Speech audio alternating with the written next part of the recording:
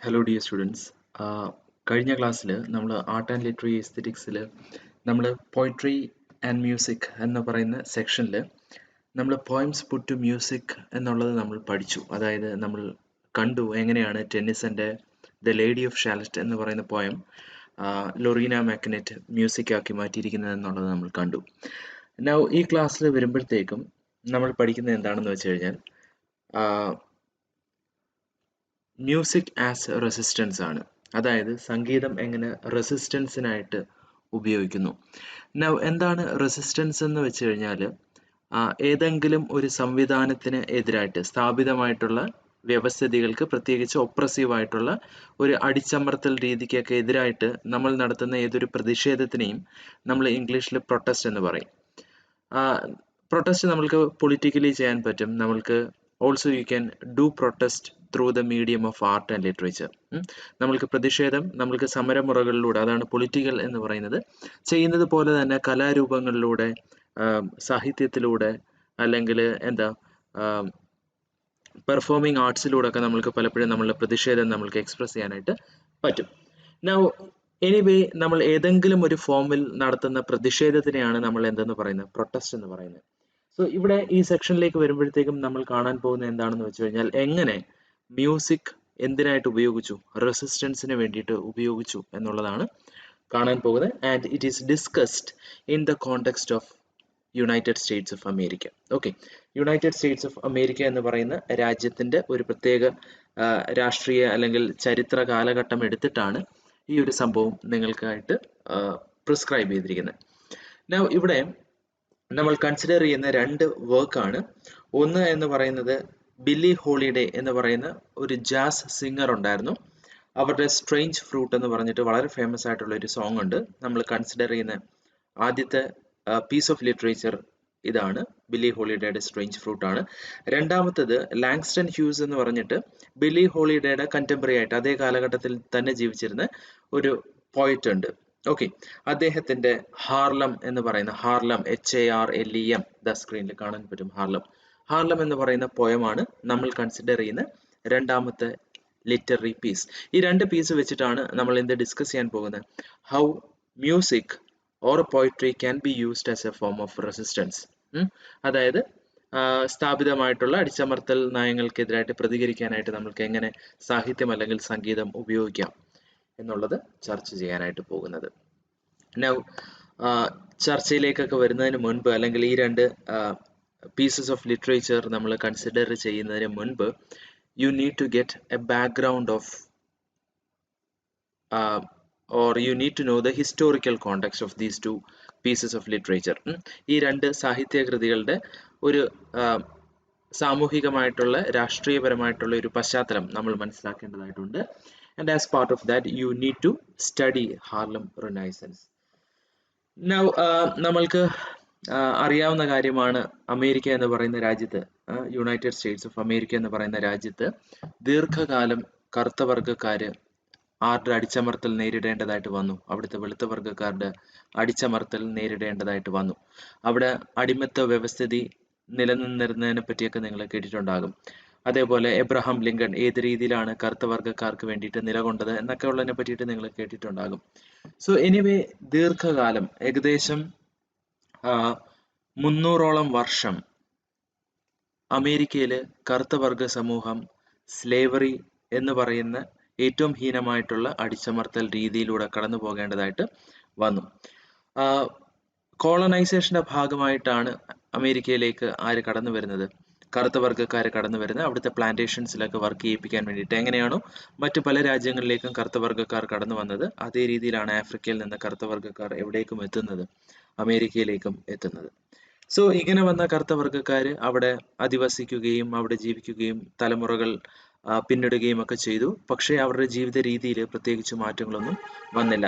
പല കാലഘട്ടത്തിലും അവർ ചെറിയ രീതിയിലുള്ള പ്രതിഷേധങ്ങളൊക്കെ നടത്തിയെങ്കിൽ പോലും വെളുത്ത വർഗ്ഗക്കാർ എന്ത് ചെയ്യുകയായിരുന്നു, അതിനെ അടിച്ചമർത്തുകയായിരുന്നു. സോ നമ്മൾ 20-ാം നൂറ്റാണ്ടിലേക്ക് വരുമ്പോഴത്തേക്കും, അതായത് 20-ാം നൂറ്റാണ്ട് എന്ന് പറയുന്നത് 1900 തൊട്ട് 1999 വരെയുള്ള വർഷമാണ്. 20-ാം നൂറ്റാണ്ടിലേക്ക് കടന്നു വന്നപ്പോഴത്തേക്കും ലോകത്ത് മറ്റെല്ലായിടത്തും കോളനൈസേഷനിൽ നിന്നും ലോകരാജ്യങ്ങൾ സ്വാതന്ത്ര്യം നേടിയതുപോലെ തന്നെ കറുത്ത വർഗ്ഗക്കാരുടെ ജീവിത സാഹചര്യത്തിലും അവരുടെ അടിസ്ഥാന ജീവിത സൗകര്യങ്ങളിലുമൊക്കെ ഒരുപാട് മാറ്റങ്ങൾ കൊണ്ടുവരാനായിട്ട് സാധിച്ചിട്ടുണ്ട്. ഇപ്പോഴത്തെ ഒരു നില നമ്മൾ നോക്കുകയാണെങ്കിൽ ഏറെക്കുറെ അമേരിക്കയിൽ കറുത്ത വർഗ്ഗക്കാർക്ക് എന്തുണ്ട്, ഇക്വാളിറ്റി ലഭിച്ചിട്ടുണ്ട്. പക്ഷേ ആ ഇക്വാളിറ്റി നേടിയെടുത്തത് ഒരുപാട് യാതനകളിലൂടെയും കഷ്ടപ്പാടുകളിലൂടെയും സമരങ്ങളിലൂടെയും ഒക്കെയാണ്. ഒരുപക്ഷെ നിങ്ങൾ മാർട്ടിൻ ലൂതർ കിങ്ങിനെ പറ്റിയിട്ടൊക്കെ കേട്ടിട്ടുണ്ടാകും. അമേരിക്കയിലെ കറുത്ത വർഗ്ഗക്കാർക്ക് വേണ്ടിയിട്ട് 1960-കളിൽ നടന്ന ഒരു വിമോചന പ്രസ്ഥാനമാണ് നമ്മൾ സിവിൽ റൈറ്റ്സ് മൂവ്മെന്റ് എന്ന് പറയുന്നത്. ആ സിവിൽ റൈറ്റ്സ് മൂവ്മെന്റിന് നേതൃത്വം നൽകിയ നേതാവായിരുന്നു മാർട്ടിൻ ലൂതർ കിങ്. അദ്ദേഹത്തിന് പിന്നീട് എന്ത് ലഭിക്കുകയുണ്ടായി, സമാധാനത്തിനുള്ള നൊബേൽ സമ്മാനമൊക്കെ ലഭിക്കുകയുണ്ടായി. ആ ഭാഗത്തേക്ക് വരുന്നില്ല. നമ്മൾ അറിയേണ്ടുന്നത്, എക്സാമിനേഷൻ പോയിന്റ് ഓഫ് വ്യൂവിൽ നിങ്ങൾ പഠിക്കേണ്ടുന്നത് 1910, 1920 വർഷങ്ങളിലെ അമേരിക്കയെ പറ്റിയിട്ടാണ്. ആ കാലഘട്ടത്തിൽ അമേരിക്കയിലെ കറുത്ത വർഗ്ഗക്കാർക്ക് വലിയ മാറ്റങ്ങളൊന്നും അവരുടെ ജീവിതത്തിൽ ഉണ്ടായിട്ടില്ല. അവർ ആ കാലഘട്ടത്തിലും ഒരു അടിമത്വത്തിന്റെ പാതയിൽ തന്നെയായിരുന്നു. എന്നാൽ പോലും തീർത്തും അടിമത്വം എന്ന് പറയാൻ പറ്റത്തില്ല. എബ്രഹാം ലിങ്കന്റെ ഇടപെടലിന്റെ ഭാഗമായിട്ട് അവരുടെ ജീവിതത്തിൽ കുറെ അധികം മാറ്റങ്ങൾ വരികയുണ്ടായി. എന്നാൽ പോലും വെളുത്ത വർഗ്ഗക്കാരുടെ പോലെ സമൂഹത്തിന്റെ മുഖ്യധാരയിലേക്ക് ഇറങ്ങി വരാനോ അല്ലെങ്കിൽ മുഖ്യധാരയിൽ പ്രവർത്തിക്കാനോ ഒന്നുമുള്ള അവകാശം അവർക്ക് ലഭിച്ചിരുന്നില്ല. വോട്ട് ചെയ്യാനായിട്ടുള്ള അവകാശമില്ലായിരുന്നു. വെളുത്ത വർഗ്ഗക്കാർക്ക് വേണ്ടിയിട്ട് റിസർവ് ചെയ്തിരിക്കുന്ന കമ്പാർട്ട്മെന്റ്സിലോ അല്ലെങ്കിൽ ഹോട്ടലുകളിലോ റെസ്റ്റോറൻറ്റ്സിലോ പാർക്സിലോ ഒന്നും പ്രവേശിക്കാനുള്ള അവകാശം ആർക്കില്ലായിരുന്നു, കറുത്ത വർഗ്ഗക്കാർക്ക് ഇല്ലായിരുന്നു. എന്ന് പറഞ്ഞാൽ ഏറെക്കുറെ മനുഷ്യാവകാശം നിഷേധിക്കപ്പെടുന്ന ഒരു രീതി തന്നെയായിരുന്നു 1910-കളിലും 1920-കളിലുമൊക്കെ. 1920-കളുടെ ഒരു പ്രത്യേകത എന്താണെന്ന് വെച്ച് കഴിഞ്ഞാൽ, അമേരിക്ക പെട്ടെന്ന് സമ്പന്നമായ ഒരു കാലഘട്ടമാണ് 1920-കൾ എന്ന് പറയുന്നത്. അതായത് ഒന്നാം ലോക മഹായുദ്ധത്തിന് ശേഷം, ഒന്നാം ലോക മഹായുദ്ധത്തിൽ അമേരിക്ക നേരിട്ട് പങ്കെടുത്തില്ല. പക്ഷേ ഒന്നാം ലോക മഹായുദ്ധത്തിൽ പങ്കെടുത്ത യൂറോപ്യൻ രാജ്യങ്ങൾക്ക് വേണ്ടിയിട്ട് ആയുധങ്ങൾ നൽകുകയും അമേരിക്കയുടെ സൈന്യത്തെ വിട്ടുകൊടുക്കുകയും ഒക്കെ ചെയ്തു. സോ ഒന്നാം ലോക മഹായുദ്ധം കഴിഞ്ഞപ്പോഴത്തേക്കും ഈ ആയുധ കച്ചവടത്തിലൂടെയും ഈ സൈനികരെ നൽകിയതിലൂടെയും ഒക്കെ അതിൻ്റെയൊക്കെ ഫലമായിട്ട് അമേരിക്കയിലേക്ക് ഒരുപാട് പണം കടന്നു വരാനായിട്ട് തുടങ്ങി. ആയുധങ്ങളൊക്കെ വിറ്റ് കഴിയുമ്പോഴത്തേക്കും ധാരാളം പണം ലഭിക്കും. സോ ഒന്നാം ലോക മഹായുദ്ധത്തിന് ശേഷം പല യൂറോപ്യൻ രാജ്യങ്ങൾ പാപ്പരായി മാറി. അവരുടെ പണം മുഴുവനും എവിടേക്ക് വന്നു? അമേരിക്കയിലേക്ക് വന്നു. അങ്ങനെയാണ് അമേരിക്ക എന്താകുന്നത്? റിച്ചായി മാറുന്നത്. അമേരിക്ക റിച്ചായി മാറിയപ്പോഴത്തേക്കും അവിടുത്തെ പൊതുസമൂഹത്തിന്റെ ജീവിത രീതിയിലുമൊക്കെ വലിയ വ്യത്യാസങ്ങൾ ഉണ്ടാകാൻ തുടങ്ങി. എല്ലാവരും ഭയങ്കര ലക്ഷറീസ് ആയിട്ട് ജീവിക്കാൻ തുടങ്ങി.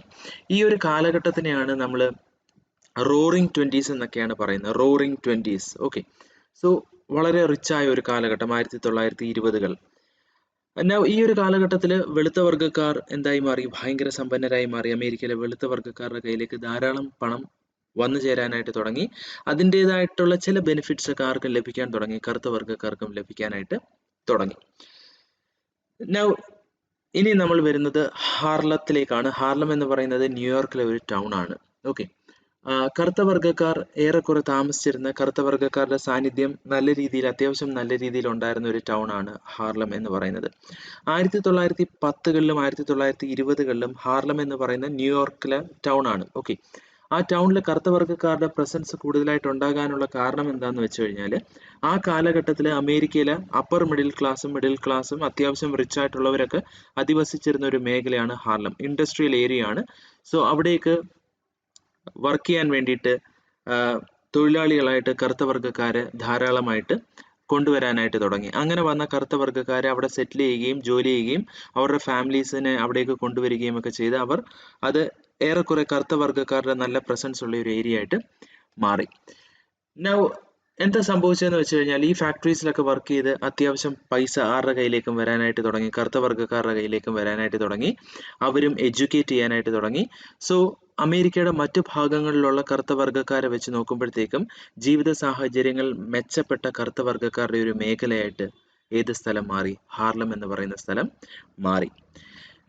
ഇത് കണ്ടപ്പോഴത്തേക്കും അമേരിക്കയുടെ മറ്റു ഭാഗങ്ങളിൽ നിന്നും, പ്രത്യേകിച്ച് അമേരിക്കയുടെ സദേൺ സ്റ്റേറ്റ്സ് ആണ്, കറുത്ത വർഗ്ഗക്കാർ ഏറ്റവും കൂടുതൽ ഉണ്ടായിരുന്നത് അമേരിക്കയുടെ സൗത്തിലാണ്. പ്രത്യേകിച്ചും നിങ്ങൾക്ക് സ്ക്രീനിൽ കാണാനായിട്ട് പറ്റും. ഒരു മിനിറ്റ്.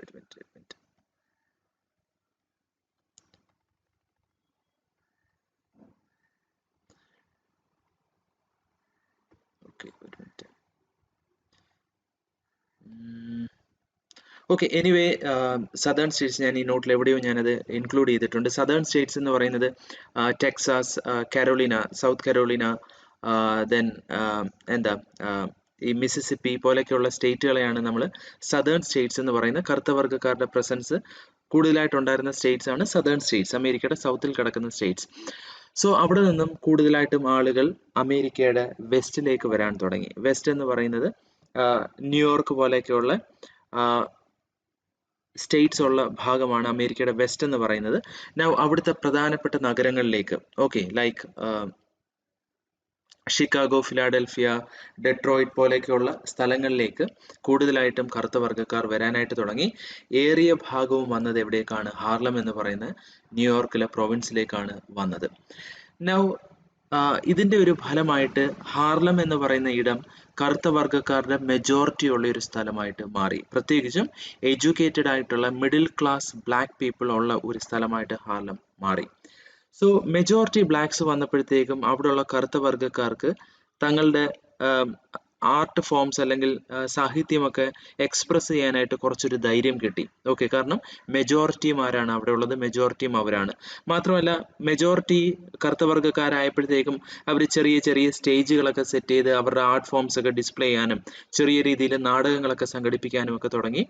സോ ഈ രീതിയിൽ അവർക്ക് കൾച്ചറൽ ആയിട്ടുള്ള ഒരു ഫ്രീഡം ആദ്യമായിട്ട് ലഭിക്കുന്ന ഒരു കാലഘട്ടമാണ് 1920-കൾ എന്ന് പറയുന്നത്.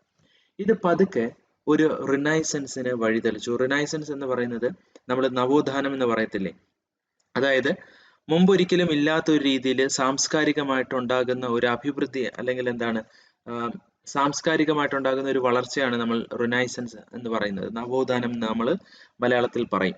സോ ഹാർലം എന്ന് പറയുന്ന ന്യൂയോർക്കിൽ ആ പ്രൊവിൻസിൽ കറുത്ത വർഗ്ഗക്കാരുടെ സാംസ്കാരികമായിട്ടുള്ള ഒരു നവോത്ഥാനം ഉണ്ടാകാനായിട്ട് തുടങ്ങി. അതായത് ഹാർലത്തിൽ കറുത്ത വർഗ്ഗക്കാര് മെജോറിറ്റി ആയപ്പോഴത്തേക്കും അവർ എന്ത് ചെയ്യാനായിട്ട് തുടങ്ങി? അവരുടെ സാഹിത്യ കൃതികൾ പബ്ലിഷ് ചെയ്യാനും അവരുടെ എന്താണ് മ്യൂസിക് ഒക്കെ അവർ പെർഫോം ചെയ്യാനും അതേപോലെ നാടകങ്ങളൊക്കെ സ്റ്റേജ് ചെയ്യാനും ഒക്കെ ആയിട്ട് തുടങ്ങി.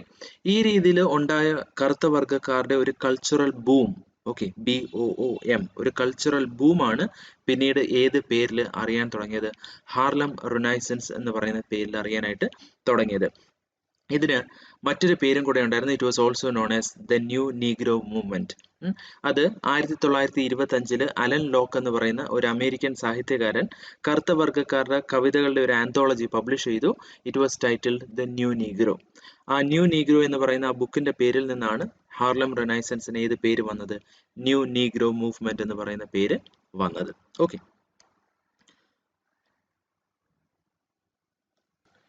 ഓക്കെ. സോ ഞാനിതാ ഇവിടെ USA ഒരു മാപ്പ് കാണിച്ചിട്ടുണ്ട്. ഇതൊന്നും നിങ്ങൾക്ക് ഇതൊന്നും കണ്ട് പേടിക്കൊന്നും വേണ്ട, ഇതൊന്നും പഠിക്കാനില്ല. ബട്ട് നമ്മളൊരു കാര്യം മനസ്സിലാക്കുമ്പോൾ അതിൻ്റെ ഒരു അടിസ്ഥാനപരമായിട്ട് കാര്യങ്ങൾ മനസ്സിലാക്കണം. അതിന് വേണ്ടിയിട്ട് ജസ്റ്റ് ഞാൻ കാണിക്കുന്നു എന്നേ ഉള്ളൂ. ഈ പോർഷനാണ് അമേരിക്കയുടെ സൗത്ത് എന്ന് പറയുന്നത്. Like Virginia, North Carolina, South Carolina, Georgia, then Florida, Alabama, Louisiana, Mississippi, Tennessee, Kentucky. Okay, ഇത്രയും ഭാഗമാണ് നമ്മൾ US സൗത്ത് എന്ന് പറയുന്നത്. ഇത്രയും ഭാഗത്തായിരുന്നു പ്രധാനമായിട്ടും ബ്ലാക്ക് പോപ്പുലേഷൻ ഉണ്ടായിരുന്നത്. ഓക്കെ, സോ ഇവിടെ നിന്നാണ് വർക്കേഴ്സിനെ എവിടേക്ക് കൊണ്ടുവരുന്നത്? ന്യൂയോർക്ക് എന്ന് പറയുന്ന സ്റ്റേറ്റ് ഇവിടെയാണ്, വെസ്റ്റേൺ സ്റ്റേറ്റ് ആണ്. നൗ അവിടെ ഉള്ള ഒരു പ്രൊവിൻസ് ആണ് ഹാർലം എന്ന് പറയുന്നത്. അവിടേക്ക് ബ്ലാക്സിനെ കൊണ്ടുവരുന്ന ലേബറേഴ്സ് ആയിട്ട്. സോ അവരവിടെ സെറ്റിൽ ചെയ്തു. They began to work, they began to earn money, and soon അവരുടെ ലൈഫ് സ്റ്റാൻഡേർഡ്സിൽ ഇംപ്രൂവ്മെന്റ് ഉണ്ടായി. From slaves, from workers, they developed or they evolved themselves into a sort of middle class society. Now ഇത് ഈ പറയുന്ന ഭാഗങ്ങളിൽ കിടക്കുന്ന മറ്റ് ബ്ലാക്സിന് ഒരു അട്രാക്ഷൻ ആയിട്ട് മാറി. So more and more blacks came to Harlem in search of job and better life conditions. Now അങ്ങനെയാണ് ഹാർലം എന്തായി മാറുന്നത്? ഒരു ബ്ലാക്ക് മെജോറിറ്റി ഏരിയ ആയിട്ട് മാറുന്നത്. നൗ ഈ ഒരു അട്രാക്ഷൻ എന്തിനു കാരണമായെന്ന് വെച്ച് കഴിഞ്ഞാൽ കൂടുതൽ ബ്ലാക്സിനെ ഈ ഒരു midwestern states like Michigan പോലെയൊക്കെയുള്ള സ്റ്റേറ്റിലേക്ക് വരാനും പ്രേരിപ്പിച്ചു. അങ്ങനെയാണ് കുറെ പേര് എവിടേക്ക് മൈഗ്രേറ്റ് ചെയ്യുന്നത്? മിഷിഗൻ പോലെയൊക്കെയുള്ള സ്റ്റേറ്റിലേക്ക്, പെൻസിൽവാനിയ പോലെയൊക്കെയുള്ള സ്റ്റേറ്റിലേക്ക് മൈഗ്രേറ്റ് ചെയ്യുന്നത്. ഈ ഒരു മൈഗ്രേഷനെ ദ ഗ്രേറ്റ് മൈഗ്രേഷൻ എന്നാണ് വിളിക്കുന്നത്. ദ ഗ്രേറ്റ് മൈഗ്രേഷൻ 1900 പത്തുകളിൽ തുടങ്ങി അല്ലെങ്കിൽ 1900-ന്റെ ആ ഒരു 20-ാം നൂറ്റാണ്ടിന്റെ ആദ്യ കാലഘട്ടത്തിൽ തുടങ്ങി this migration continued until the 1960s. 1960-കൾ വരെ this migration was there. Millions and millions of black from the southern states migrated to western and midwestern states of USA. Okay, so അതിലേക്ക് വരുന്നില്ല. 1910, 1920 ആ വർഷങ്ങളിൽ ഹാർലം എന്തായിട്ട് മാറി? കറുത്ത വർഗ്ഗക്കാരുടെ ഒരു മെജോറിറ്റി ഏരിയ ആയിട്ട് മാറി. ആൻഡ് അവരെന്താ ചെയ്തതെന്ന് വെച്ച് കഴിഞ്ഞാൽ അവരുടെ ആർട്ട് ഫോംസ് ഒക്കെ എക്സ്പ്രസ് ചെയ്യാനായിട്ട് തുടങ്ങി. അവർക്ക് പുതുതായിട്ടൊരു ധൈര്യം കിട്ടി, അല്ലേ? നമ്മൾ മെജോറിറ്റി ഉണ്ട് എന്ന് പറയുമ്പോഴത്തേക്കും ഒരു they began to feel a sense of security for the first time. ആദ്യമായിട്ട് they developed a sense of security.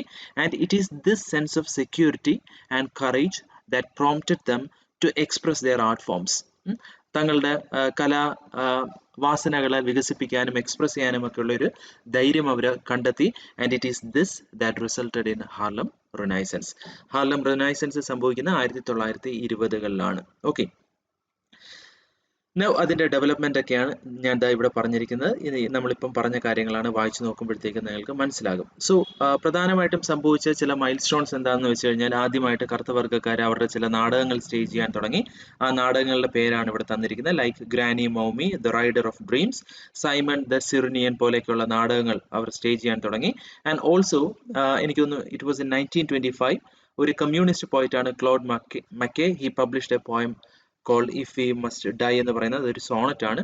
ഈ പബ്ലിക്കേഷൻസും ഈ സ്റ്റേജിങ് ഓഫ് പ്ലേസ് എല്ലാം ഒരു ഹിസ്റ്റോറിക്കൽ ലാൻഡ് മാർക്കാണ്. കാരണം ആ കാലഘട്ടം വരെ കറുത്ത വർഗ്ഗക്കാർക്ക് അവരുടെ പുസ്തകങ്ങൾ പബ്ലിഷ് ചെയ്യാനോ കവിതകൾ പബ്ലിഷ് ചെയ്യാനോ നാടകങ്ങൾ അവതരിപ്പിക്കാനോ ഒന്നുമുള്ള അനുവാദം ഇല്ലായിരുന്നു.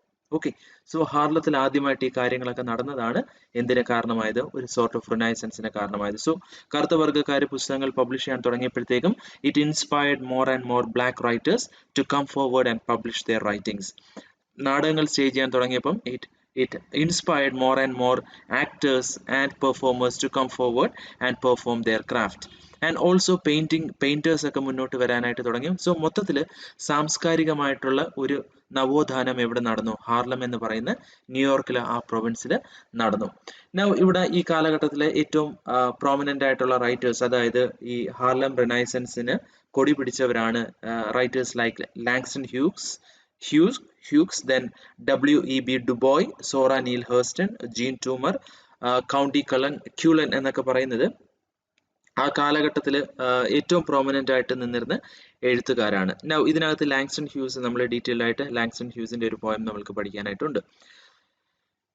ഈ കാലഘട്ടത്തിൽ ശ്രദ്ധേയമായിട്ടുള്ള മറ്റൊരു ഡെവലപ്മെന്റ് എന്താന്ന് വെച്ച് കഴിഞ്ഞാൽ, നാടകങ്ങളൊക്കെ സ്റ്റേജ് ചെയ്തതുപോലെ മ്യൂസിക് എന്ത് ചെയ്യാൻ തുടങ്ങി? പെർഫോം ചെയ്യാനായിട്ട് തുടങ്ങി. കറുത്ത വർഗ്ഗക്കാരുടെ അവരുടെ തനതായിട്ടുള്ള പല ഫോംസ് ഓഫ് മ്യൂസിക്കും ഉണ്ട്.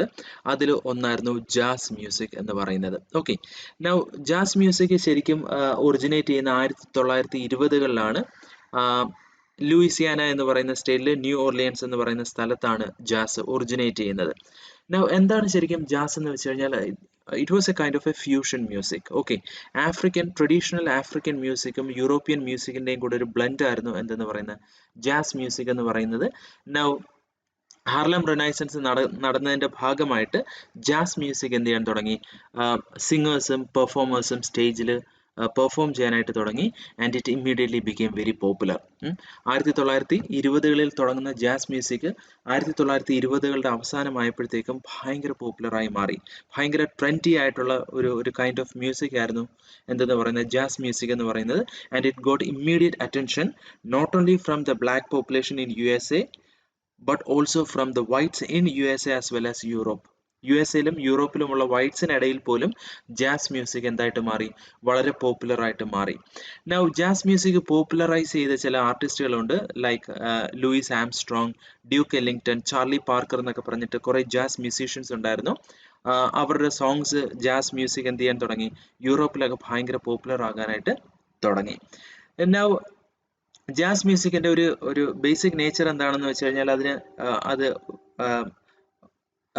ഒരുപാട് ഇംപ്രൊവൈസേഷൻസ് ഉപയോഗിക്കുന്ന ഒരു മ്യൂസിക് ആണ്. അതായത് ട്രഡീഷണൽ മ്യൂസിക് ഫോംസിൽ നിന്ന് റാഡിക്കലി ഡിഫറെന്റ് ആണ്. ഓക്കെ, സോ ഒരുപാട് ഇംപ്രൊവൈസേഷൻസും അതേപോലെ ചടുലമായിട്ടുള്ള റിതമിക് പാറ്റേൺസും ഒക്കെ ജാസ് മ്യൂസിക് പൊതുവെ ഉപയോഗിക്കാറുണ്ട്. സോ ഓർത്തഡോക്സ് ആയിട്ടുള്ള മ്യൂസിക് ഫോമിൽ നിന്നും എന്താണ് റാഡിക്കലി ഡിഫറെൻ്റ് ആണ്. ഓക്കെ, അതാ ഇവിടെ നിങ്ങൾക്ക് കാണാം, ഇറ്റ് യൂസസ് സിൻകോപ്പേറ്റഡ് റിതം. സിൻകോപ്പേറ്റഡ് റിതംസ് എന്ന് വെച്ച് കഴിഞ്ഞാൽ മ്യൂസിക്കിലെ വീക്ക് നോട്ട്സ് എംഫസൈസ് ചെയ്യുന്ന ഒരു രീതിയാണ്. ടെക്നിക്കലി കൂടുതൽ മനസ്സിലാക്കേണ്ടതായിട്ടില്ല, കൂടുതൽ മനസ്സിലാക്കി തരാൻ എനിക്ക് അറിയത്തുമില്ല. സോ എനിവേ, സിൻകോപ്പേറ്റഡ് ആയിട്ടുള്ള റിതംസും അതുപോലെ സ്വിങ് എന്ന് പറയുന്നത് ഒരു ജാസ് മ്യൂസിക്കിന്റെ ഒരു ഫോമാണ്. ഒരു പക്ഷേ അതിനകത്ത് വരുന്ന ഒരു സോർട്ട് ഓഫ് നീട്ടിലാകാം സ്വിങ് എന്ന് പറയുന്നത്. And also blue notes. Blue എന്ന് പറയുന്നത് അഗെയിൻ ബ്ലാക്സിന്റെ ഒരു ഫോം ഓഫ് മ്യൂസിക് ആണ് ബ്ലൂസ് എന്ന് പറയുന്നത്. ഒരു മ്യൂസിക്കിലെ ഒരു ജോണറാണ്. നൗ അതിൽ നിന്ന് അതിന്റെ ചില എലമെന്റ്സും ഒക്കെ ഇതിലേക്ക് അഡോപ്റ്റ് ചെയ്തിട്ടുണ്ട്, ജാസ് മ്യൂസിക്കിലേക്ക് അഡോപ്റ്റ് ചെയ്തിട്ടുണ്ട്. എനിവേ, 1920കളുടെ അവസാനമായപ്പോഴത്തേക്കും ജാസ് മ്യൂസിക്കും ആ ജാസ് മ്യൂസിക്കിനോ ഒത്തുള്ള ഡാൻസും ഒക്കെ US എന്താകാനായിട്ട് തുടങ്ങി, ഭയങ്കരമായിട്ട് പോപ്പുലർ ആകാനായിട്ട് തുടങ്ങി. It was so popular, and because of that the 1920s in America is also called as the jazz age. 1920കൾ അമേരിക്കൻ ചരിത്രത്തിൽ 1920കൾ അറിയപ്പെടുന്നത് തന്നെ ജാസ് ഏജ് എന്നാണ്. ബിക്കോസ് ആ ഒരു ഡെക്കേഡിൽ, ആ ഒരു പതിറ്റാണ്ടിൽ ജാസ് മ്യൂസിക് എന്തായി മാറി, എക്സ്ട്രീംലി പോപ്പുലറായി മാറി. സോ നമ്മൾക്ക് ഇവിടെ പഠിക്കാനുള്ള ബില്ലി ഹോളിഡേയുടെ ഒരു സോങ് നമ്മൾക്ക് പഠിക്കാനുണ്ട്. ആ കാലഘട്ടത്തിൽ അമേരിക്കയിൽ ഏറ്റവും പോപ്പുലർ ആയിട്ടുള്ള ഒരു ജാസ് സിംഗർ ആയിരുന്നു ആരെന്ന് പറയുന്നത്, ബില്ലി ഹോളിഡേ എന്ന് പറയുന്നത്. സോ ഇത്രയും കാര്യങ്ങൾ നമ്മൾ എന്ത് ചെയ്യേണ്ടതായിട്ടുണ്ട്, ഫണ്ടമെന്റലി മനസ്സിലാക്കേണ്ടതായിട്ട് ഉണ്ട്. അതായത് the roots of Harlem Renaissance, what actually happened in Harlem, what actually prompted or what actually inspired the Renaissance in Harlem, and the origin of jazz music. Okay, ഇത്രയും കാര്യങ്ങൾ ബേസിക്കലി നമ്മൾ എന്ത് ചെയ്യണം, മനസ്സിലാക്കണം. നൗ ഇവിടെ Billy ഹോളിഡേയെ പറ്റിയിട്ട് ചെറിയൊരു biographical data ഉണ്ട്. ഈ ഫോട്ടോയിൽ കാണുന്നതാണ് Billie Holiday, and you can also see her dog. ഈ ഡോഗിന്റെ പേര് മിസ്റ്റർ എന്നായിരുന്നു. Okay, Holiday with her dog mister.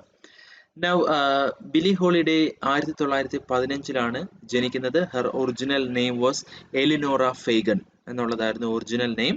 Xi was an American jazz and swing music singer. ഈ സ്വിംഗ് എന്നുള്ളത് നമ്മൾ നേരത്തെ പറഞ്ഞു, it's a form of jazz music, okay, that developed in the 1930s and 1940s.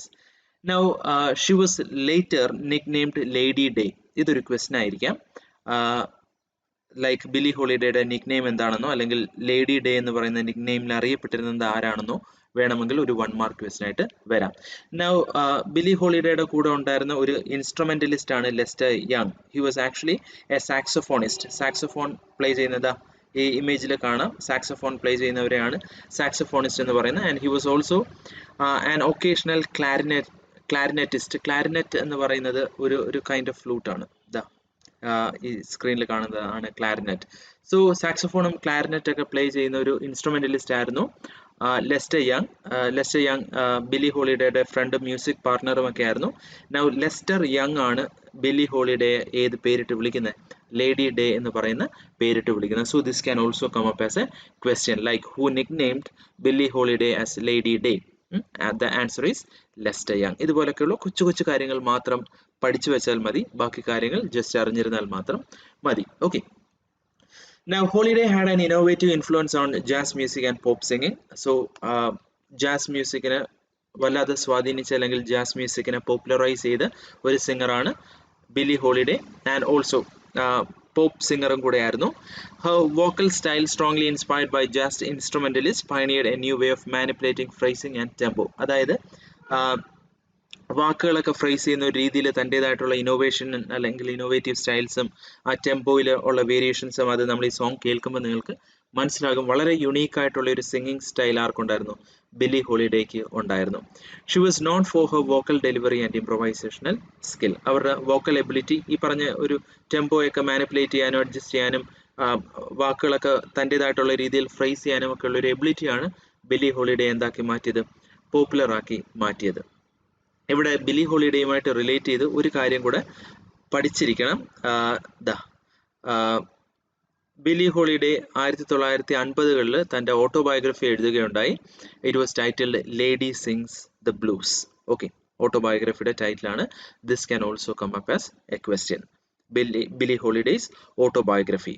Okay, it is titled Lady Sings the Blues. Now, ഇത്രയും കാര്യങ്ങൾ ബിലി ഹോളിഡേയെ പറ്റിയിട്ട് basically മനസ്സിലാക്കുക. ഇനി നമ്മൾക്ക് പഠിക്കാനുള്ള സോങ്ങിലേക്ക് വരാം. ഓക്കെ, നൗ നമ്മൾക്ക് പ്രിസ്ക്രൈബ് ചെയ്തിരിക്കുന്ന സോങ് എന്ന് പറയുന്നത് സ്ട്രേഞ്ച് ഫ്രൂട്ട് ആണ്. നൗ സോങ്ങിലേക്ക് വരുന്നതിന് മുൻപ് അതിൻ്റെ ലിറിസിസ്റ്റിനെ പറ്റിയിട്ട് ഒന്ന് രണ്ട് കാര്യങ്ങൾ മനസ്സിലാക്കണം. ഇതും ക്വസ്റ്റ്യൻ ആയിട്ട് വരാം. Who wrote the song strange fruit? Strange fruit എഴുതിയത് ആരാണ് എന്നൊരു ക്വസ്റ്റ്യൻ വരാം. It was written by Abel Meeropol എന്ന് പറയുന്ന റൈറ്റർ ആണ്, അമേരിക്കൻ സോങ് റൈറ്റർ ആണ്. ഏത് സോങ് എഴുതിയിരിക്കുന്നത്? സ്ട്രേഞ്ച് ഫ്രൂട്ട് എന്ന് പറയുന്ന സോങ് എഴുതിയിരിക്കുന്നത്. So Abel Meeropol was an American songwriter and poet whose works were published under his pseudonym Lewis Allan. Now Abel Meeropol തൻ്റെ വർക്കുകൾ പബ്ലിഷ് ചെയ്തിരുന്നത് ഒരു അപരനാമത്തിലാണ്. ആ പേരെന്തായിരുന്നു? ലൂയിസ് അലൻ എന്ന് പറയുന്ന പേരിലാണ് അദ്ദേഹത്തിൻ്റെ വർക്കുകൾ പബ്ലിഷ് ചെയ്തിരുന്നത്. നൗ 1937 അദ്ദേഹം ഏത് സോങ് എഴുതുന്നത്? സ്ട്രേഞ്ച് ഫ്രൂട്ട് എന്ന് പറയുന്ന സോങ് എഴുതുന്നത് 1939 ബില്ലി ഹോളിഡേ അത് സോങ് ആക്കി മാറ്റുന്നത്. Okay, she recorded the song in 1939 and this song was written in 1937 by Abel Meeropol under the name Louis Allen. Now Meeropol was a member of American Communist Party but later quit. American Communist Partyയുടെ member ആയിരുന്നു, പിന്നീട് party വിട്ടു പോവുകയും ഒക്കെ ചെയ്തു. Okay, so ഇത്രയും കാര്യങ്ങൾ basically മനസ്സിലാക്കുക. സോ ഇത്രയും ഭാഗത്ത് നിന്ന് നമ്മൾക്ക് വരാൻ സാധ്യതയുള്ള ക്വസ്റ്റ്യൻസ് പറഞ്ഞുതരാം. വാട്ട് ഈസ് ഹാർലം റിനൈസൻസ് എന്നുള്ളത് ക്വസ്റ്റ്യൻ ആയിട്ട് വരും. സോ അതിൻ്റെ നോട്ട്സ് ഞാൻ ഇവിടെ തന്നിട്ടുണ്ട്, അത്യാവശ്യം ഡീറ്റെയിൽ ആയിട്ട് തന്നിട്ടുണ്ട്. ഈവൻ ഒരു പാരഗ്രാഫ് ക്വസ്റ്റ്യൻ ആയിട്ട് ചോദിച്ചാലും നിങ്ങൾക്ക് എഴുതാൻ പറ്റുന്ന രീതിയിൽ വളരെ സിമ്പിളായിട്ട് നമ്മൾ ഇതേവരെ പറഞ്ഞ കാര്യങ്ങളാണ് നോട്ടായിട്ട് തന്നിട്ടുണ്ട്. ദെൻ ബില്ലി ഹോളിഡേ പറ്റിയിട്ടുള്ള നമ്മൾ നേരത്തെ പറഞ്ഞ 1 മാർക്ക് ക്വസ്റ്റ്യൻസ് വരാം. ബില്ലി ഹോളിഡേയുടെ നിക് നെയിം ചോദിക്കാം, ആരാണ് ആ നിക് നെയിം കൊടുത്തത്, ബില്ലി ഹോളിഡേയുടെ ഓട്ടോബയോഗ്രഫി ഏതാണെന്നൊക്കെ ഉള്ള ക്വസ്റ്റ്യൻസ് 1 മാർക്ക് ക്വസ്റ്റ്യൻ ആയിട്ട് ചോദിക്കാം. നൗ ദെൻ ചോദിക്കാൻ സാധ്യതയുള്ളത് സ്ട്രേഞ്ച് ഫ്രൂട്ട് എഴുതിയത് ആരാണ്? It was written by Abel Meeropol and you also have to know that he wrote under the pseudonym Lewis Allan. Now നമ്മൾക്ക് സോങ്ങിലേക്ക് വരാം. നൗ ഒരു ചെറിയ സോങ് ആണ്, ഇതാ ഇത്രയും വരികളേ ഉള്ളൂ. നമ്മൾക്ക് ആദ്യം ഒന്ന് വായിക്കാം, എന്നിട്ട് ഞാനത് എന്താണ് ഈ സോങ് കൺവേ ചെയ്യുന്നത് എന്നുള്ളത്, കമ്മ്യൂണിക്കേറ്റ് ചെയ്യുന്നത് എന്നുള്ളത് അതിലേക്ക് വരാം. Southern trees bear a strange fruit, blood on the leaves and blood at the root, black bodies swinging in the southern breeze, strange fruit hanging from the poplar trees.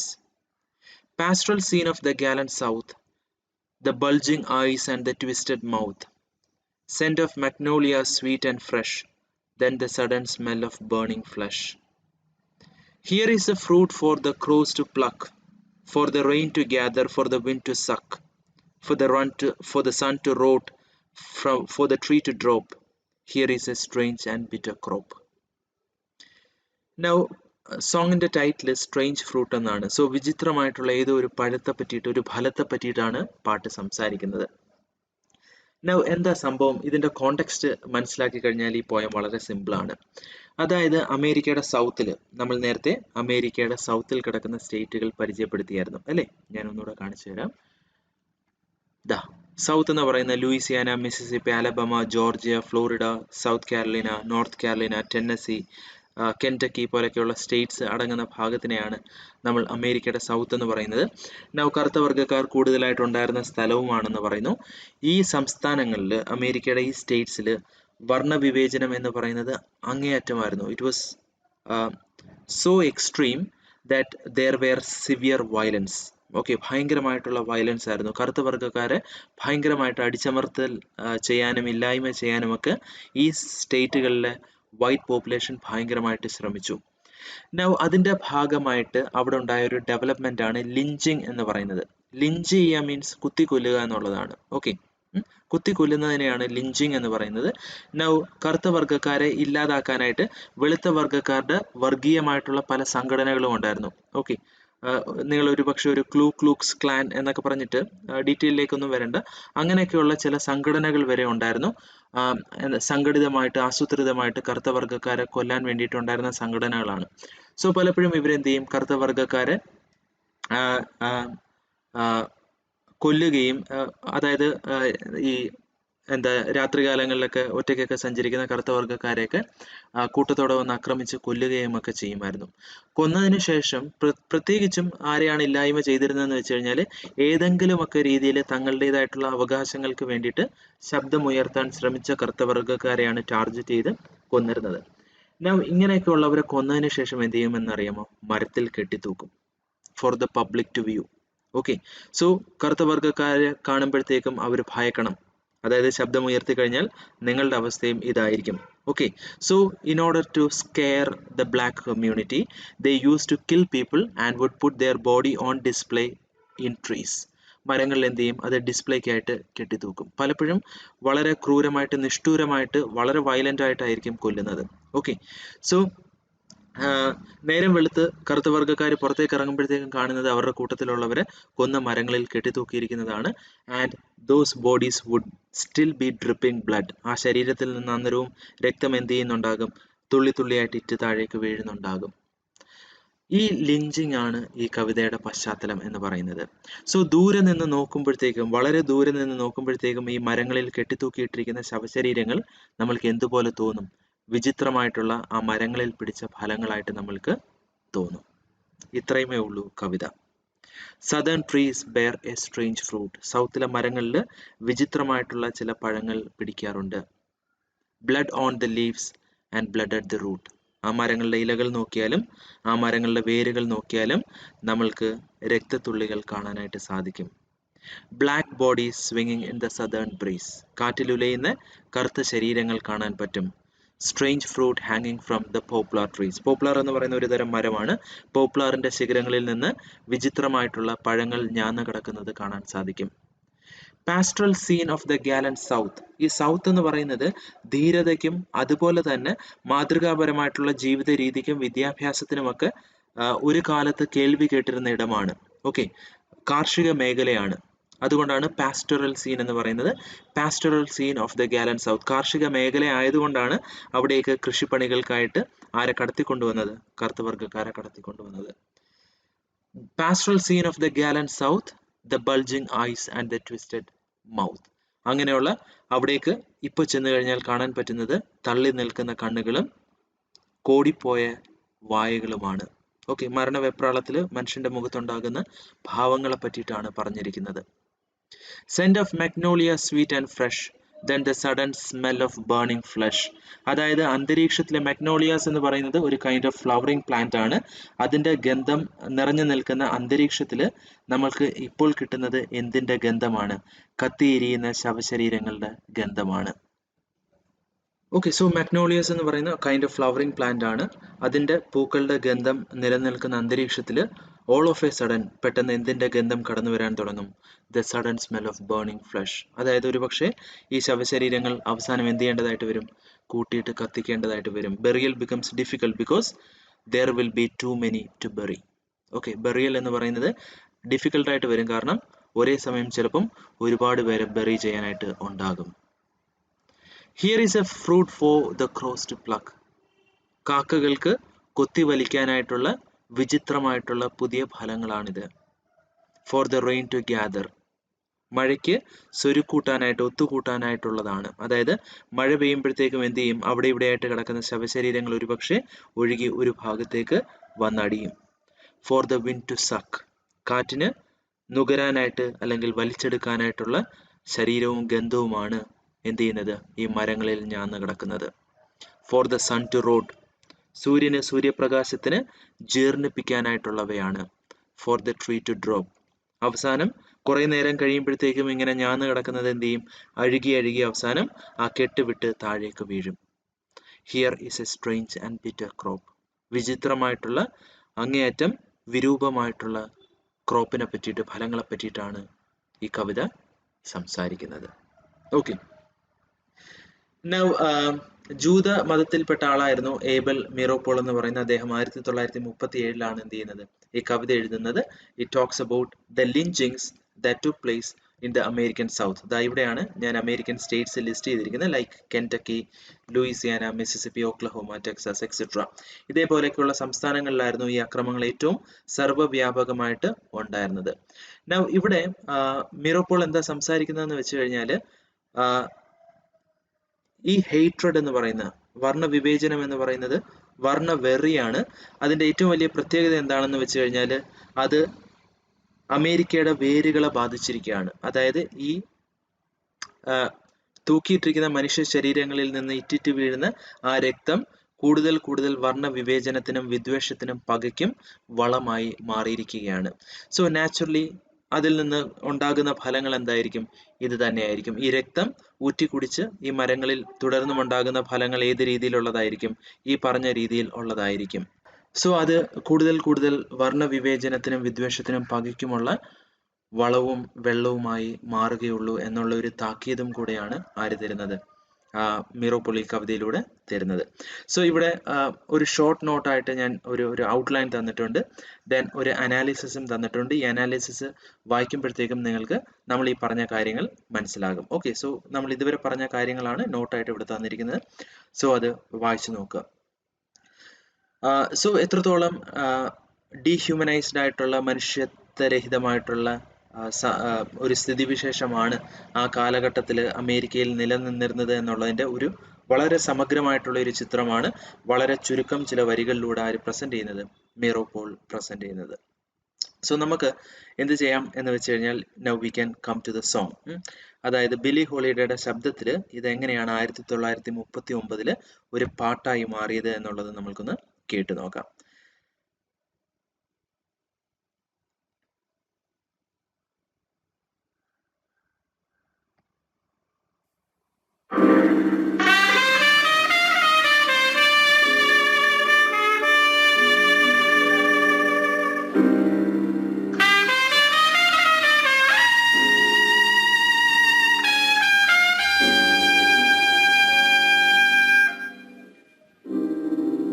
Southern trees bear strange fruit, blood on the leaves and blood at the root, black bodies swinging in the southern breeze, strange fruit hanging from the poplar trees.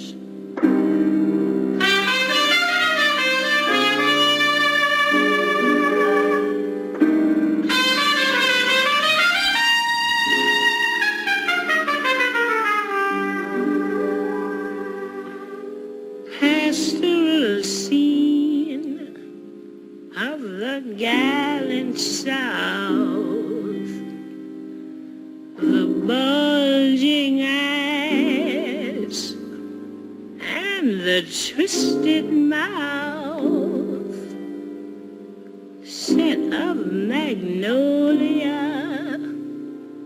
sweet and fresh, then the sudden smell of burning flesh.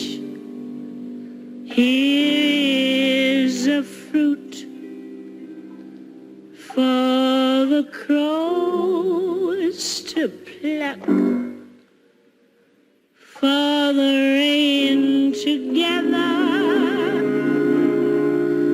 for the wind to suck, for the sun to rot, for the tree to drop.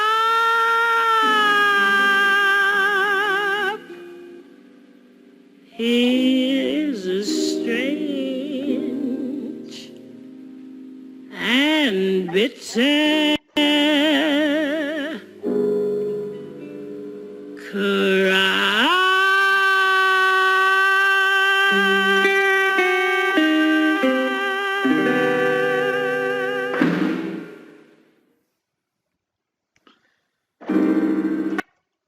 So that was Billie Holiday singing The Strange Fruit. Okay, so hope you enjoyed the song. So അത് കേട്ടപ്പോഴത്തേക്കും തന്നെ മനസ്സിലാവും വളരെ captivating ആയിട്ടുള്ള ഒരു kind of music ആണ് jazz എന്ന് പറയുന്നത്. Okay, നമ്മളെ പിടിച്ചിരുത്താനായിട്ടുള്ള ഒരു എബിലിറ്റി അതിനുണ്ട്. ഒരു കാലഘട്ടത്തിൽ ട്രെൻഡ് ആയിരുന്നു എന്തെന്ന് പറയുന്നത് ജാസ് മ്യൂസിക് എന്ന് പറയുന്നത്. Now, ഈ പറഞ്ഞതുപോലെ പോയത്തിന്റെ അനാലിസിസ് ഇവിടെ തന്നിട്ടുണ്ട്. ലൈക്ക് അനാലിസിസിൽ നമ്മൾ പറയുന്നുണ്ട് what actually lynching was, how brutal it was, and how after lynching the bodies of the victims were hung from the trees for the public to look at. And then we come to analyze how the poem communicates uh, the bitter realities of racism, how this would feed the future generations, and also it also discusses how the South, that was once a place of refinement, civility, manners, uh, and bravery, was turned into a place of hypocrisy and extreme form of racism.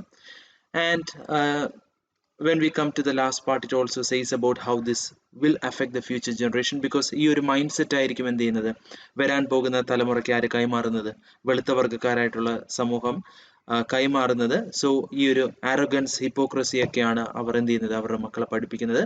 So the poet is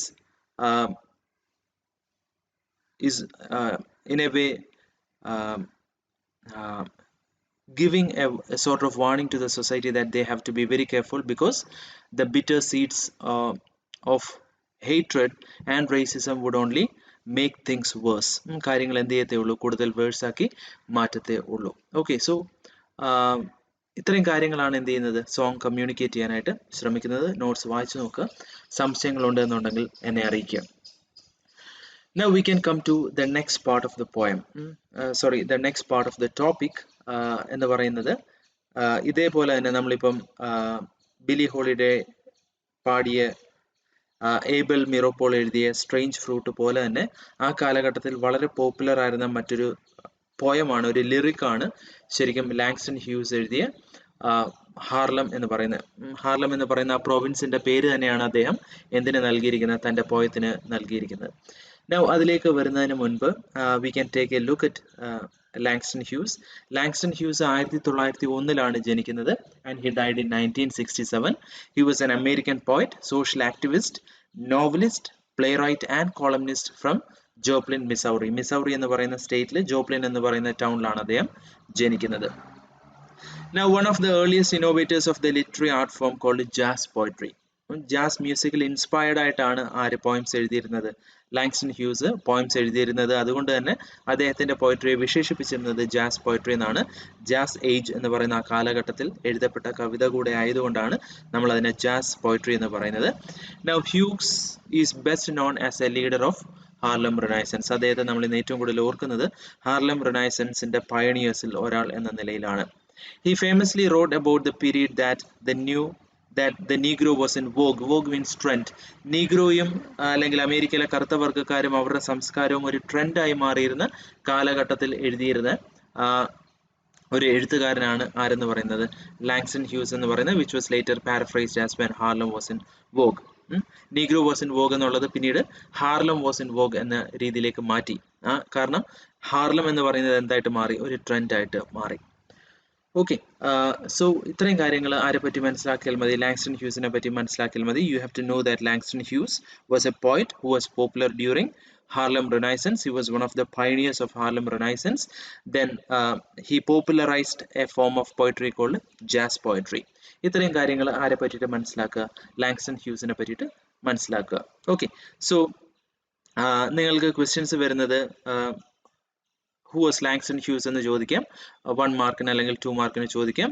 He was a poet who was popular during the Harlem Renaissance. He popularized a form of poetry called jazz poetry. He was a social activist, poet, novelist and playwright. He was also a columnist, journalist ആയിട്ടുമൊക്കെ എന്ത് ചെയ്തിട്ടുണ്ട്, പ്രവർത്തിച്ചിട്ടുണ്ട്. ഇത്രയും കാര്യങ്ങൾ മാത്രം Langston ഹ്യൂസിനെ പറ്റിയിട്ട് basically മനസ്സിലാക്കിയാൽ മതി. Now we can come to his poem titled Harlem.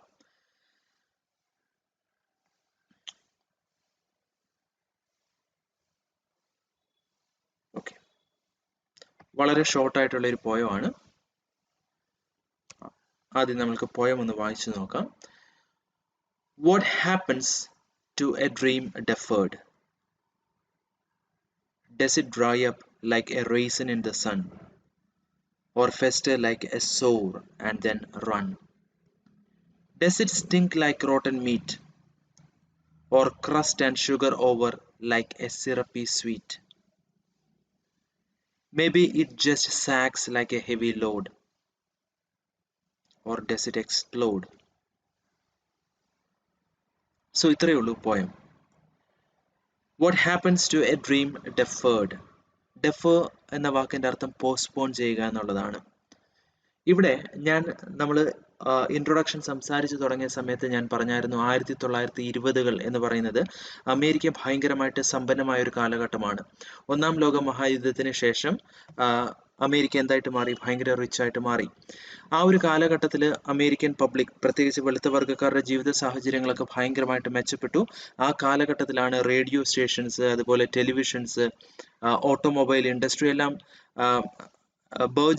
Blossom ചെയ്യുന്ന ഒരു കാലഘട്ടമാണ്. സോ അമേരിക്കയിലെ പൊതുസമൂഹത്തിന്റെ ജീവിതത്തിലേക്ക് ടെലിവിഷനും ഫിലിംസും അതേപോലെ തന്നെ റേഡിയോയും ഒരു സെലിബ്രിറ്റി കൾച്ചറൊക്കെ കടന്നു വരുന്നൊരു കാലഘട്ടമാണ്. ഹോളിവുഡ് ഒക്കെ ഒരു ബേർജനിങ് പീരീഡ് ആണ്. അതൊക്കെ പൊട്ടിമുളച്ച് വരുന്നൊരു കാലഘട്ടം. സോ അമേരിക്കൻ സോഷ്യൽ ലൈഫ് ഭയങ്കര ലക്ഷൂറിയസ് ആയിട്ട് മാറി. സോ ഓരോ അമേരിക്കനും, പ്രത്യേകിച്ച് വെളുത്ത വർഗ്ഗക്കാരാണ്, വരാൻ പോകുന്ന നല്ല നാളുകളെ പറ്റിയിട്ട് സ്വപ്നം കാണാൻ തുടങ്ങി. അതായത് ഇത്ര പെട്ടെന്ന് ഇത്രയും വലിയൊരു മാറ്റം, ഒരു സമ്പത്ത് അവർക്ക് കൈവന്നപ്പോഴത്തേക്കും all of the Americans virtually began to daydream. പകൽ കിനാവ് കാണാനായിട്ട് തുടങ്ങി. എന്തിനെ പറ്റിയിട്ട്? വരാൻ പോകുന്ന നല്ല നാളെ പറ്റിയിട്ട്. ഓക്കെ, സോ അതിനെ വിളിക്കുന്നൊരു പീരീഡാണ് അമേരിക്കൻ ഡ്രീം എന്നാണ് ആ ഒരു കാലഘട്ടത്തിനെ വിളിക്കുന്നത്. നമ്മൾ നേരത്തെ പറഞ്ഞല്ലോ, ആ കാലഘട്ടത്തിനെ പറയുന്ന മറ്റൊരു പേരാണ് roaring 20s. So roaring 20s was also a period of American dream because America in totality began to dream of a prosperous tomorrow. Okay, അതിസമ്പന്നമായിട്ടുള്ള നാളുകളെ പറ്റിയിട്ട് അവർ എന്ത് ചെയ്യാൻ തുടങ്ങി? സ്വപ്നം കാണാനായിട്ട് തുടങ്ങി. And they began to celebrate their life. But what happened was that this dream was denied to the blacks. ഈ സ്വപ്നം ആർക്ക് നിഷേധിക്കപ്പെട്ടു? അമേരിക്കൻ പൗരത്വമുള്ള നൂറ്റാണ്ടുകളായിട്ട്, തലമുറകളായിട്ട് അമേരിക്കയിൽ ജീവിക്കുന്ന കറുത്ത വർഗ്ഗക്കാർക്ക് ഈ സ്വപ്നം നിഷേധിക്കപ്പെട്ടു. അതിനു മുന്നേ തൊട്ടേ അവർ സ്വപ്നം കാണാൻ തുടങ്ങിയ അടിസ്ഥാനപരമായിട്ടുള്ള സ്വപ്നങ്ങൾ പോലും നിഷേധിക്കപ്പെടുകയാണ്. Now ഇവിടെ ലാങ്സ്റ്റൺ ഹ്യൂസ് സംസാരിക്കുന്നത് നിഷേധിക്കപ്പെട്ട്, ഡിനൈ ചെയ്യപ്പെട്ട് കറുത്ത വർഗ്ഗക്കാരന്റെ സ്വപ്നങ്ങളെ പറ്റിയിട്ടാണ്. വെളുത്ത വർഗ്ഗക്കാരന് ഒരുപാട് സൗഭാഗ്യങ്ങൾ കൈവരുന്നു. പക്ഷെ കറുത്ത വർഗ്ഗക്കാരന് അവന്റെ ഏറ്റവും ചെറിയ സ്വപ്നങ്ങൾ പോലും നിഷേധിക്കപ്പെടുന്നു. അങ്ങനെ നിഷേധിക്കപ്പെടുന്ന സ്വപ്നങ്ങൾക്ക് എന്തായിരിക്കും സംഭവിക്കുക? That is the first question. What happens to a dream deferred? നിഷേധിക്കപ്പെടുന്ന സ്വപ്നത്തിന് എന്താ സംഭവിക്കുക? ഓക്കെ, സോ ഇവിടെ ഡ്രീം എന്ന് പറയുന്ന വാക്ക് സൂചിപ്പിക്കുന്ന it is the collective dream or dream in totality, the entire dream of the black community in America. അവർ സ്വപ്നം കാണുന്ന നല്ല ജീവിതത്തെ പറ്റിയിട്ട്, the dream of a good life, the dream of a respectable life. What would happen if such a dream is deferred? അങ്ങനെയുള്ള ഒരു സ്വപ്നം postpone ചെയ്യുകയാണെങ്കിൽ ആ സ്വപ്നത്തിന് എന്തായിരിക്കും സംഭവിക്കുക? Does it dry up like a raisin in sun? ആ സ്വപ്നം സൂര്യന്റെ താപമേറ്റ് ഒരു ഉണക്കമുന്തിരി പോലെ ഉണങ്ങിപ്പോകുമോ? റൈസിൻ എന്ന് പറയുന്ന ഉണക്കമുന്തിരിയാണ്. സോ നിഷേധിക്കപ്പെടുന്ന സ്വപ്നത്തിന് എന്തായിരിക്കും സംഭവിക്കുക? അത് വെയിലത്ത് ഒരു ഉണക്കമുന്തിരി പോലെ ഉണങ്ങിപ്പോകുമോ? Or fester like a sore means മുറിവ്, ഫെസ്റ്റർ ചെയ്യുക മീൻസ് പഴുക്കുക. അതോ ആ സ്വപ്നം ഒരു മുറിവ് പോലെ പഴുത്തു പോകുമോ? And then run. പഴുക്കുന്ന മുറിവ് എന്ത് ചെയ്യാൻ തുടങ്ങും? പഴുത്ത് ഒലിക്കാനായിട്ട് തുടങ്ങും. അതാണ് റൺ. ആ മുറിവ് പഴുത്ത് അതിൽ നിന്ന് പഴുപ്പ് പുറത്തേക്ക് ഒലിച്ചിറങ്ങാനായിട്ട് തുടങ്ങുമോ? Does it stink like rotten meat? അതോ നിഷേധിക്കപ്പെടുന്ന സ്വപ്നം നാളെ ജീർണിക്കുന്ന മാംസം പോലെ ദുർഗന്ധം വമിക്കാനായിട്ട് തുടങ്ങുമോ? Does it stink like rotten meat? നമ്മൾ ഉപേക്ഷിക്കാതെ പുറത്തേക്ക് വലിച്ചെറിയുന്ന മാംസം എങ്ങനെയാണോ ജീർണിക്കുന്നത് അതുപോലെ ആ സ്വപ്നങ്ങൾ നാളെ ജീർണിക്കാനായിട്ട് തുടങ്ങുമോ? Or crust and sugar over like a syrupy sweet, അതോ പഞ്ചസാര പാനി പോലെ അത് ക്രസ്റ്റ് ചെയ്യുക മീൻസ് ഉണങ്ങിപ്പോവുക, ഓക്കെ, ഉണങ്ങി കട്ട പിടിക്കാൻ തുടങ്ങുമോ? Or crust and sugar over like a syrupy sweet. ഇത്രയും മനസ്സിലായോ? So Langston Hughes is asking what would happen to a dream deferred. നിഷേധിക്കപ്പെടുന്ന, നീട്ടിവെക്കപ്പെടുന്ന, പോസ്റ്റ്പോൺ ചെയ്യപ്പെടുന്ന ഒരു സ്വപ്നത്തിന് എന്തായിരിക്കും സംഭവിക്കുക? അത് ഉണക്കമുന്തിരി പോലെ ഉണങ്ങുമോ? ഒരു മുറിവ് പോലെ പഴുത്തൊലിക്കുമോ? അതോ വലിച്ചെറിയപ്പെട്ട ഉപയോഗശൂന്യമായിട്ടുള്ള മാംസം പോലെ അത് ജീർണിക്കുമോ? അതോ പഞ്ചസാര പാനി പോലെ കട്ട പിടിക്കുമോ? ഇത്രയും ചോദ്യങ്ങളാണ് അല്ലേ? കവിതയിൽ ഇതേവരെ നമ്മൾ കേട്ടത് ചോദ്യങ്ങൾ മാത്രമാണ്. Maybe it just sags like a heavy load. ഒരുപക്ഷെ ഭാരമേറിയ ഒരു ഭാണ്ഡം പോലെ അത് തൂങ്ങിക്കിടക്കുക മാത്രമായിരിക്കും ചെയ്യുക. അതായത് ഒരു വലിയ ഭാണ്ഡമായിട്ട്, ഒരു വലിയ ഭാരമായിട്ട് മാറുക മാത്രമാകും ചെയ്യുക. Maybe it just sags like a heavy load. Or does it explode? അതോ ആ സ്വപ്നം പൊട്ടിത്തെറിക്കുമോ? ആ ചോദ്യത്തിലാണ് എന്ത് ചെയ്യുന്നത്? കവിത അവസാനിക്കുന്നത്. സോ നമ്മൾ നോക്കുകയാണെന്നെങ്കിൽ കവിതയിൽ ഒരു വരി ഒഴിച്ച് ബാക്കിയെല്ലാം ചോദ്യങ്ങളാണ്. ഫസ്റ്റ് ലൈൻ ക്വസ്റ്റ്യൻ ആണ് what happens to a dream deferred? Will it dry up like a raisin in the sun? Second question. Will it fester like a sore and then run? Third question. Does it stink like rotten meat? Fourth question. Or will it crust and sugar over like a syrupy sweet? Fifth question. Or will it explode? is also a question. That is a sixth question. And there is just one line between that which says maybe it only will sag like a heavy load. Okay. So ആദ്യത്തെ 1, 2, 3, 4, 5 ചോദ്യങ്ങൾക്കുള്ള answer ആണ് എന്തെന്ന് പറയുന്നത്? Maybe a deferred dream will only sag like a heavy load. നീട്ടിവെക്കപ്പെട്ട, നിഷേധിക്കപ്പെട്ട സ്വപ്നം ഒരു ഭാണ്ഡമായിട്ട്, ഒരു ഭാരമായിട്ട് മാറുക മാത്രമായിരിക്കും ചെയ്യുക. പക്ഷേ when we come to the end, the poet is exploring, or he is actually analyzing another possibility, the possibility of an explosion. And that explosion is nothing other than a revolution. Okay, so the poem ends on a note of warning. ഒരു താക്കീതിലാണ് കവിത അവസാനിപ്പിക്കുന്നത്. നിഷേധിക്കപ്പെടുന്ന സ്വപ്നങ്ങൾ അടിഞ്ഞുകൂടി അടിഞ്ഞുകൂടി അതൊരു ഭാണ്ഡമാകുമായിരിക്കും. എന്നാൽ ഒരു കാലത്ത് ആ ഭാണ്ഡം അതിൻ്റെ pressure താങ്ങാൻ പറ്റാതെ എന്തായിട്ട് മാറും? ഒരു സ്ഫോടനമായിട്ട് മാറും. So the white community, the white administration will have to remember that if you keep on denying this dream to the black community, one day they will retaliate, one day they will react, and that reaction will take the form of an explosion, and that explosion will be none other than a revolution. നിഷേധിക്കപ്പെടുന്ന സ്വപ്നങ്ങൾ ഒരു കാലത്ത് എന്തായി മാറുകയുള്ളൂ? ഒരു വലിയ വിപ്ലവമായി മാറുകയേ ഉള്ളൂ. Okay, so this is what Langston Hughes wrote. Now, the poem was written in 1951. Okay, now ശരിക്കും Langston Hughes ഇതൊരു single poem ആക്കാനല്ല ഉദ്ദേശിച്ചത്.